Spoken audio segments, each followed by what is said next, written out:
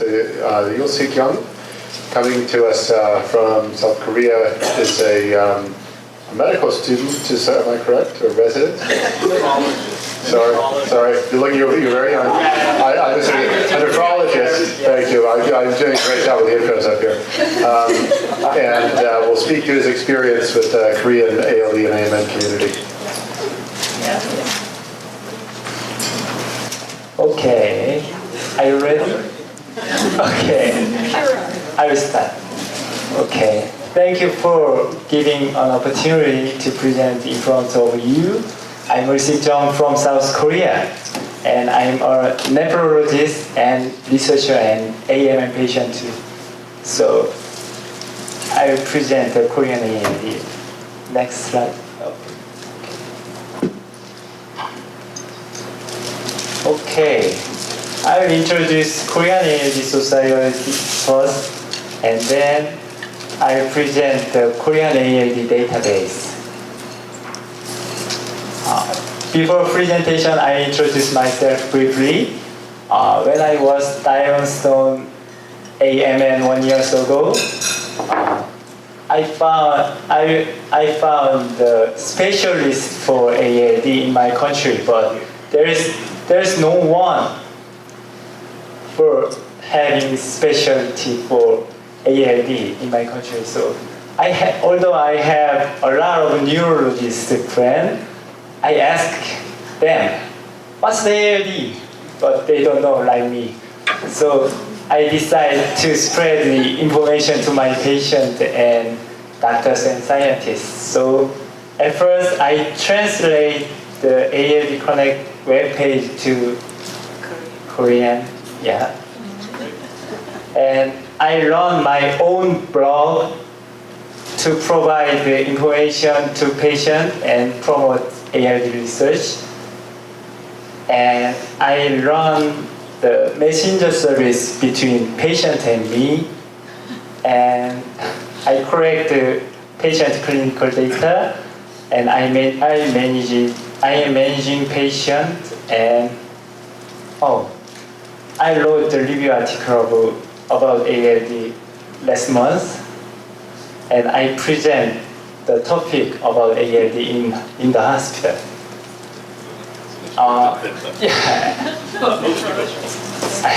As a researcher, I joined the genome editing research lab 9 months ago, and I have 2 projects about ALD in my lab. He's my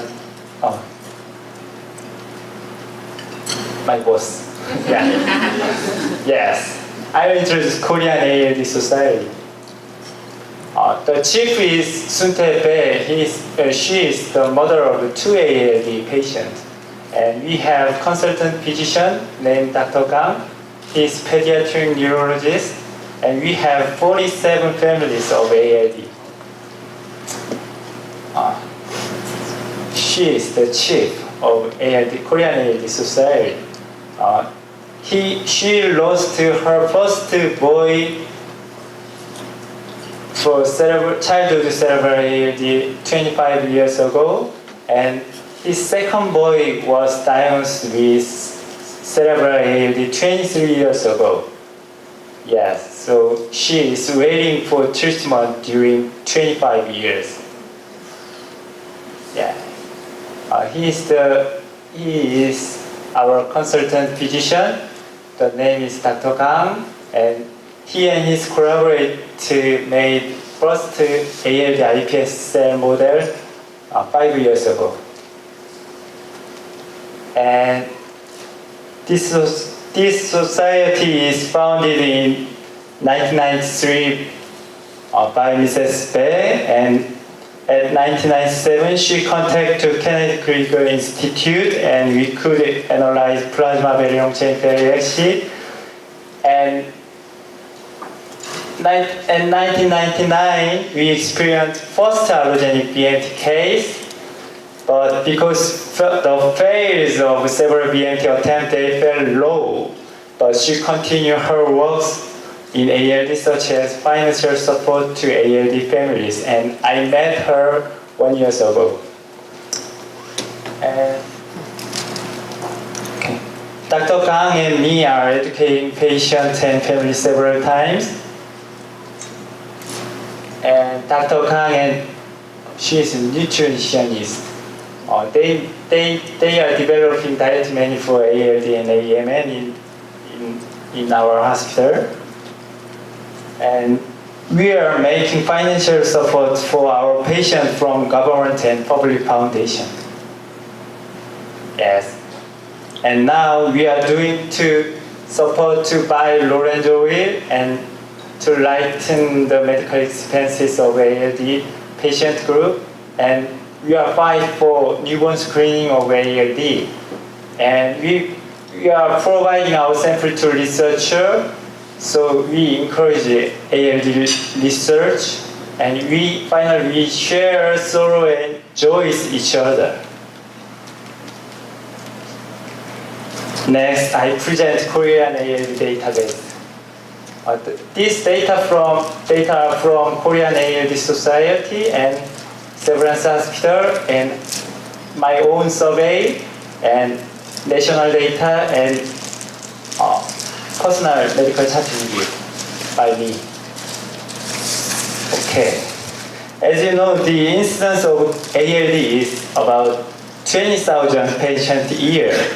Total Korean population is about 50 million. According to ALD incidence, I expect that there are more than 2,000 ALD patients, but in this figure, there are only 180 patients who use hospital per year, only less than 200 patients.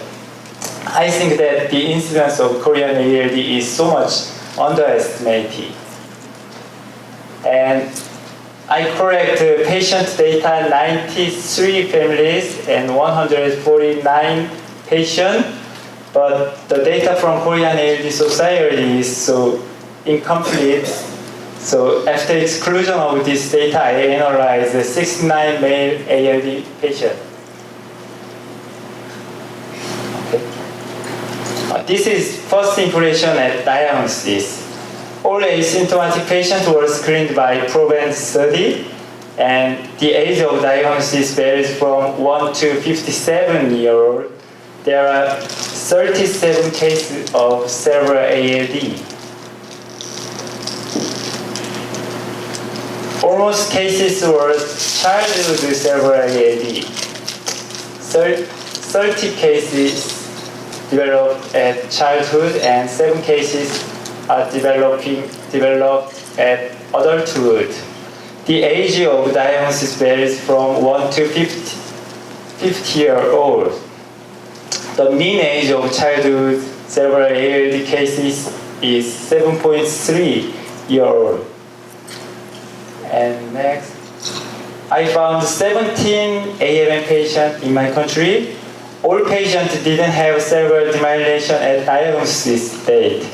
Mean age is 36 years old. The youngest is 18 and oldest is 57. Their first symptom was almost gait disturbance. And I found 7 cases of Addison-O'Neil phenotype. The youngest is 12 months old boy. He was screened by PROVENT study. And this data is inappropriate for survival analysis because many data is incomplete and many patients were censored. Anyway, I found 13 cases of death. Longest survivor of cerebral ALD lives 23 years after diagnosis. I found 12 cases of receiving allogeneic hematopoietic stem cell transplantation. Only 3 patients are surviving. Both of them, 1 patient received transplantation 6 months ago. Very low survival rate.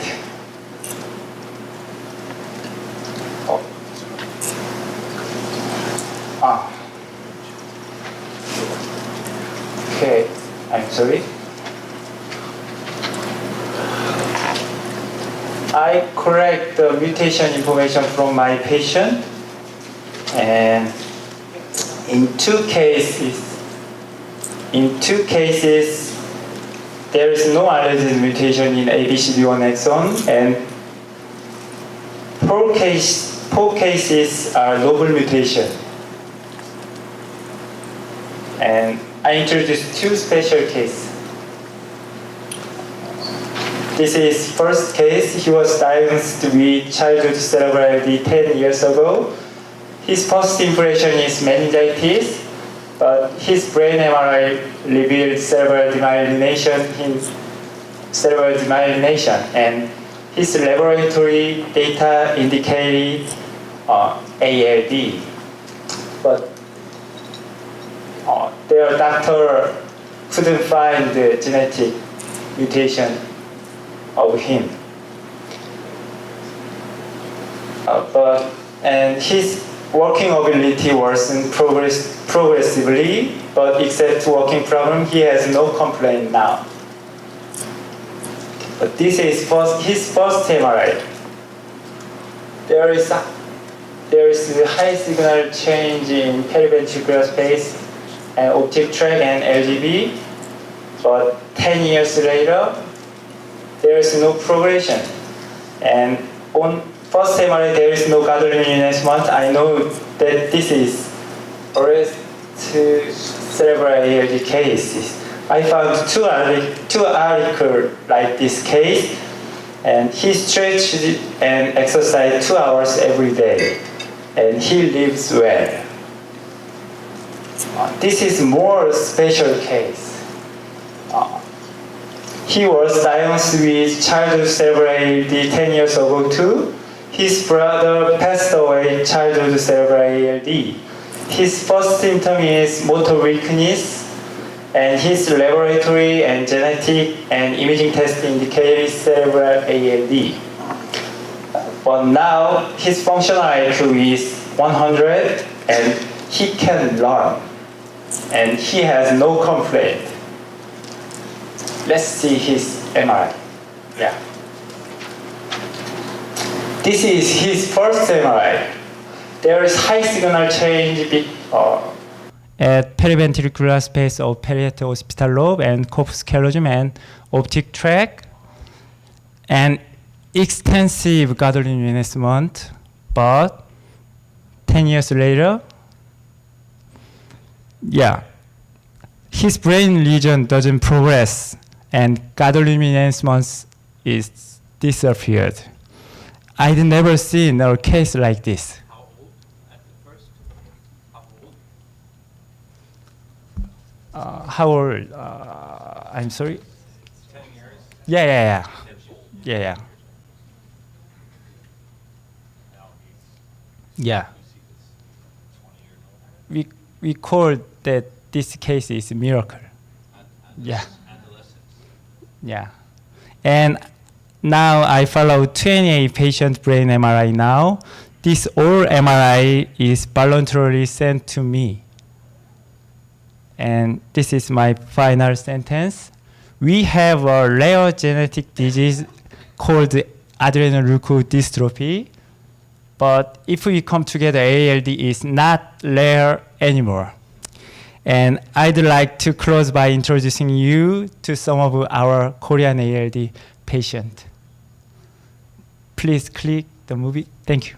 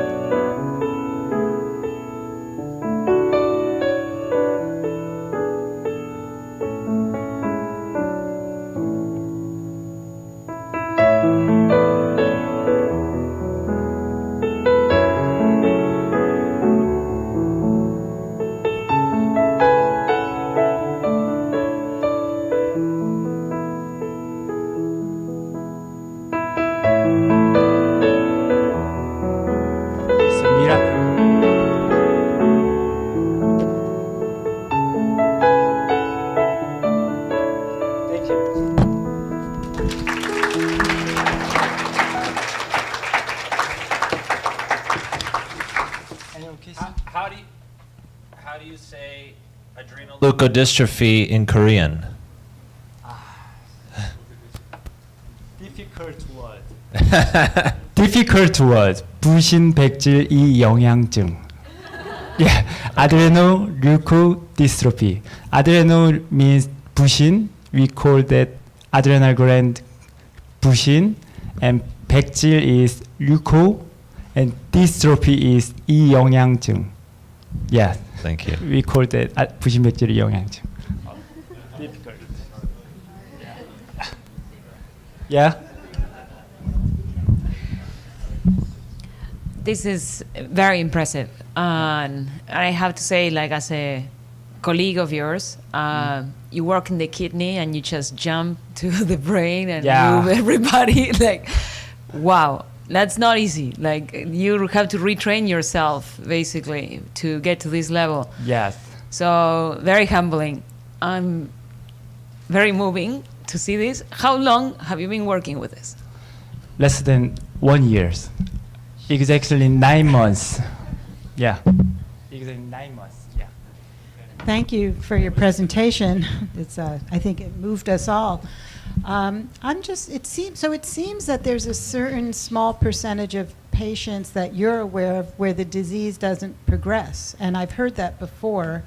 And do you have enough data do you think it's related to particular types of mutations where you're not seeing the progression of the disease? I don't know about that case that seemed to be cured. That's really unusual. But I have heard there's a certain percentage that they don't progress. And I just thought, do you have a sense of what percent of the total that you've worked with have that type of clinical outcome, essentially? I couldn't answer your question because, as you know, nobody knows about this disease. Yeah. Yeah. So this is well established. 15% of patients with cerebral disease will self-halt, more likely when they're entering puberty. Okay. So there's something about puberty where self-halting and general conversion to cerebral disease is less likely. And if you've entered into puberty, the chances are higher that your contrast enhancement goes away. Why this is and what factors play a role here, that's still something that we have to address collectively. I would only add to that it may not be only a one-way street at any point. It may some of these lesions, it's conceivable they may reactivate, and there's at least anecdotal evidence to suggest that. So a stable lesion is a huge coup. It's great, but it's not a reason to think that everything is going to be fine indefinitely. Yeah, I would like to also comment on that. We have about 18% of our patients that have these stable lesions similar to cerebral ALD, and we have 2 that started enhancing again. So yeah. Mark and I are, and I guess Irene too, we're trying to write these cases up to just to make it clear that stopping may not be permanent.